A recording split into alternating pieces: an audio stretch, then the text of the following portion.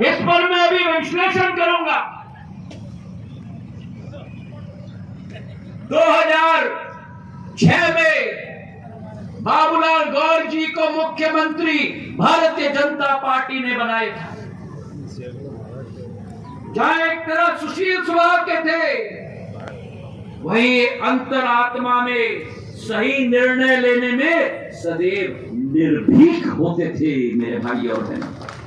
और मेरा और उनका, मेरे पूज्य पिताजी और उनका, मेरी आजी अम्मा और उनका एक हृदय का संबंध था। और मुझे इस बात का गर्व है कि अगली पीढ़ी में भी आज वही संबंध आज भी जारी है मेरे भाई और बहनों। और आज एक बार फिर मुख्यमंत्री के रूप में भारतीय जनता पार्टी ने मेरे और आपके उज्जैन के महाकाल मंदिर की क्षेत्र से मोहन यादव जी को आज मुख्यमंत्री मध्य प्रदेश का बनाया है मेरे भाई और बहनों। और मेरे लिए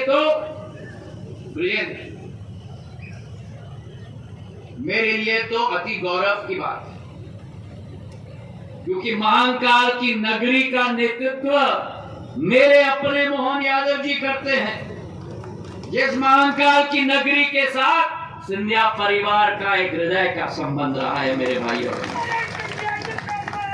तो आज मुझे आपके साथ मुझे भी मेरे मन में उतना ही गर्व है कि हमारे यादव समाज के मोहन जी हमारे प्रदेश का नेतृत्व कर रहे हैं। आज हमारे देश में अगर किसी समाज की हम विश्लेषण करें, योगेश्वर श्री कृष्ण की समाज, मेरी यादव समाज, योगेश्वर श्री कृष्ण जिनके एक हाथ में एक उंगली में बांसुरी ऐसे मधुरता से बजती थी कि पूरा विश्व और पूरा ब्रह्मांड उनका कायल होता था, वहीं दूसरी उंगली में सुदर्शन चक्र होता था मेरे भाई और बहनों, कि कहीं अगर ब्रह्मांड में अन्याय अगर हो रहा हो तो भगवान श्री कृष्ण का सुदर्शन चक्र न्याय के चक्र के रूप में घूमता था। और आज उनके समाज को मैं प्रणाम करता हूं, उनके वंशजों को मैं प्रणाम करता हूं। ये वो यादव समाज है जिसने सदैव भारत में कभी भी आक्रांताओं की छाया अगर भी आई हो तो उस आक्रांताओं की छाया को जड़ से उखाड़ने का काम मेरे यादव समाज ने किया है। मैं कभी नहीं भूल सकता 1962 में जब रेजांगला में युद्ध हुआ था, जो हमारे सरहद का पॉइंट है, 120 यादव समाज के सेना के सेनानियों ने अपनी जीवन की कुर्बानी दी थी इस देश की एकता और अखंडता के लिए। तो जहां मेरे समाज में कोमलता है, जहां मेरे समाज में न्याय दिलाने की क्षमता है, वही मेरा समाज इस मां पृथ्वी और गौ माता की रक्षा करता है। तो आज इस समाज को जहां मैं दंडवत करता हूं, वही इस बात का भी ऐलान करता हूं कि चाहे मेरी आजी अम्मा हो, चाहे मेरे पूज्य पिताजी हो, सिंधिया परिवार और चाहे मैं हूं, सिंधिया परिवार सदैव चट्टान की तरह यादव समाज के साथ खड़ा रहा है। और ये अतिशयोक्ति नहीं होगी अगर मैं कहूं कि जहां सिंधिया परिवार चट्टान की तरह यादव समाज के साथ खड़ा था, वहीं जब जब सिंधिया परिवार के ऊपर कठिनाई का समय, दुख का समय आया हो, मैं 2002 कभी नहीं भूल सकता, जब आप सबका प्रचंड बहुमत और उसके बाद हर चुनाव में प्रचंड बहुमत आपका रहा, यादव समाज सदैव सिंधिया परिवार के साथ, चट्टान के साथ खड़ा रहा। मेरी आजी अम्मा के समय में जहां एक तरफ देशराज सिंह जी को राजमाता साहब ने आगे किया, आगे बढ़ाया राजनीति में, और राव देशराज सिंह जी ने भी क्षेत्र में विकास और प्रगति में कई नई सौगात लाई। वही मेरे पूज्य पिताजी ने मुंगावली में गजराम सिंह जी हो, हमारे राम सिंह जी हो, कोलारस के एक एक यादव समाज के बंधुओं को आगे करने का कार्य किया। और जब मेरा मौका आया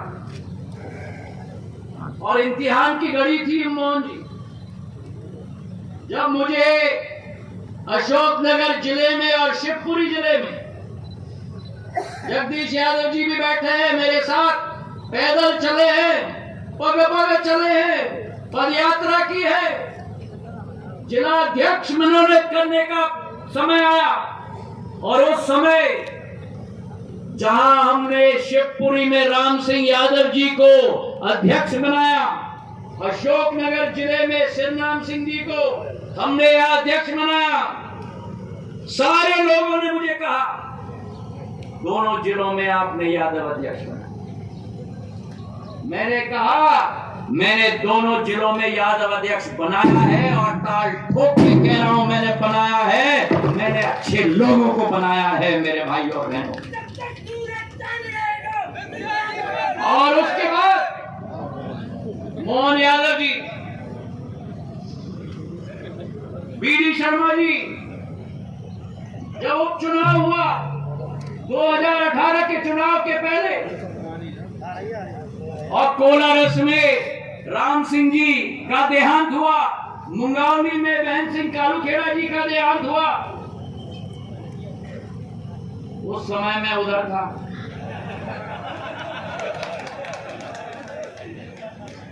पूरी फौज आ गई थी यहाँ, सारे मंत्री आ गए थे यहाँ, और बड़ी चर्चा हुई कि प्रत्याशी किसको बनाए। शर्माते हुए दोनों ने अपने भाषण में अभी नहीं कहा। उधर महेंद्र यादव को हमने प्रत्याशी बनाया, इधर ब्रजेंद्र सिंह जी को हमने अपना प्रत्याशी बनाया। कोलारस और मुंगावली में दोनों यादव प्रत्याशी। सारे विशेषज्ञ मेरे पास आए, बोले ये क्या कर दिया आपने, कैसे संभव होगा, कैसे जिताएंगे।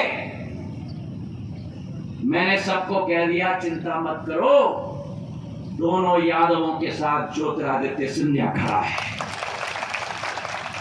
और आज मैं अपने समाज को, कोलारस और मुंगावली की जनता को धन्यवाद अर्पित करना चाहता हूं कि दोनों विधानसभा में प्रचंड बहुमत से आपने झंडा फहराया था, दोनों विधायक बने। और उस समय मैंने कहा था आपको ऐसा सौगात में दूंगा जिसकी कल्पना भी आप नहीं कर सकते। कोलारस यहां से मोहन यादव जी करीब करीब 100 किलोमीटर दूर है। मुंगावली से एक सड़क इनके मेवाना बॉर्डर से उठिए बहन सिंह जी, और उठिए ब्रजेंद्र सिंह जी, इनके मेवाना बॉर्डर से इनके अमरोह तक 100 किलोमीटर की सड़क, 150 करोड़ रुपए की सौगात एक विधानसभा से दूसरे विधानसभा का अलग जिलों में जुड़ाने का कार्य हमने। और इसलिए मैं आपसे निवेदन करना चाहता हूं, आपकी लड़ाई सदैव हमने लड़ी है, और मुझे विश्वास है प्रगति और विकास की लड़ाई। अशोकनगर जिले में हम ट्रेन की बात करें, इन सड़कों की बात करें, चंदेरी के बुनकरों की बात करें, पानी की योजना की बात करें। और आज मैं आपसे निवेदन करना चाहता हूं, ये प्रधानमंत्री नरेंद्र मोदी जी का समय है, ये भारत का समय है, और भारत निकल पड़ा है मेरे भाई और बहनों। भारत अपने सफर पर चल पड़ा है प्रधानमंत्री जी के नेतृत्व में। आज भारत जहां जहां प्रधानमंत्री विश्व में जाते हैं, विश्व के नेता लाइन में खड़े हो जाते हैं हमारे प्रधानमंत्री जी से मुलाकात करने के लिए। जो भारत अर्थव्यवस्था में 11 नंबर पे थी, आज वही भारत विश्व में अर्थव्यवस्था पे 5 नंबर पर है, 5 नंबर पर। और प्रधानमंत्री जी का संकल्प है तीसरी बार भारत को हम तीसरे नंबर पर लाएंगे, जर्मनी और जापान को भी पीछे ले जाएंगे। जो कृष्णा जी ने कहा, जिस भारत में 65 वर्ष कांग्रेस ने विकास नहीं किया, कांग्रेस ने प्रगति नहीं की, कुर्सी को पाने के लिए जी जान लगाई, अपने पॉकेट भरे।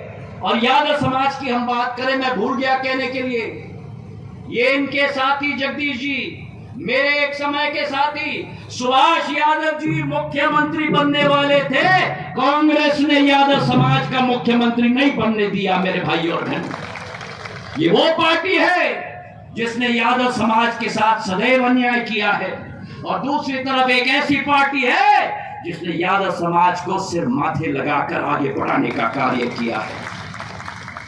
तो आज आपसे मैं निवेदन करने आया हूं, जिस प्रधानमंत्री ने 65 वर्षों में जब केवल 3 करोड़ गरीबों के घर बने थे, 10 वर्षों के अंदर 4 करोड़ गरीब के घर बना दिए। जिस प्रधानमंत्री ने 10 करोड़ उज्ज्वला बहनों के अंदर, घर के अंदर गैस का स्टोव और गैस का सिलेंडर दिलवा दिया। जिस प्रधानमंत्री ने गरीबों के लिए 28 करोड़ आयुष्मान कार्ड, अमेरिका की आबादी से ज्यादा आयुष्मान कार्ड इस देश में दिला दिया। आज भारत निकल चुका है मेरे भाई और बहनों, और इसलिए प्रधानमंत्री कहते हैं यही समय है। बोलो मेरे साथ, यही समय है, यही समय है, यही भारत का समय है। और इसलिए ये प्रण मेरे भाई और बहनों हमें लेना होगा कि फिर एक बार खड़े होके बोलो मेरे साथ, फिर एक बार,